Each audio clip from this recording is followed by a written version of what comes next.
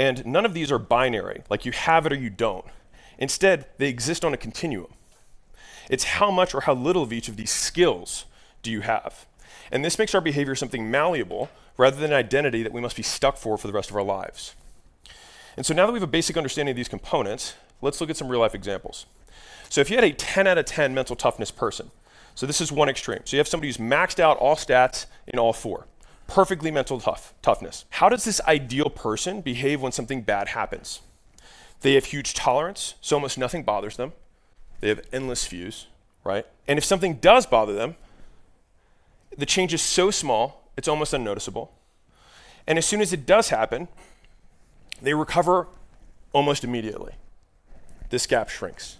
And not only that, they use the experience to get better. So the end result is someone who just keeps improving. And so life happens for them, not to them. So what does it look like at the opposite extreme? So I'll show you what this looks like in practice. So for the first, the ideal mental toughness person, it looks like this. So bad thing happens, but they get stronger. Bad thing happens, they have this fuse, almost imperceptible change in behavior, they adapt, they get better. And that happens over and over again.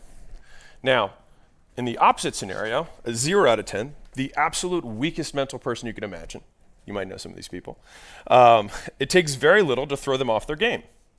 So a tiny inconvenience can send them spiraling. That's low mental tolerance. Then they dramatically change their behavior, low fortitude. Then they stay down for a long time, low resiliency. And not only that, when they finally stabilize, it's at a new lower baseline, low adaptability. And so you've met these people, I've met these people. This is the person that's broken up with, gains 50 pounds, loses their job, gets addicted to drugs, and then never recovers. Life happens to them, not for them. And of course, people in the real world, like you and I, usually sit somewhere in the middle of these two extremes. And so, as an example, you might have someone who has a long fuse, but when they snap, they really snap. This is someone who has high mental tolerance, but low fortitude. And if they stay upset for weeks, low resiliency. But maybe they come back to a baseline again, so they have medium adaptability. I'll give you a different example. And these are probably some people that you might know.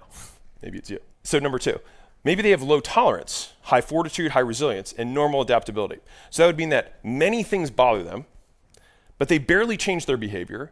They get in a bad mood, cry, but then they quickly recover to baseline. So it'd be like low tolerance, they quickly get in a bad mood and cry, and then boom, they're back to baseline.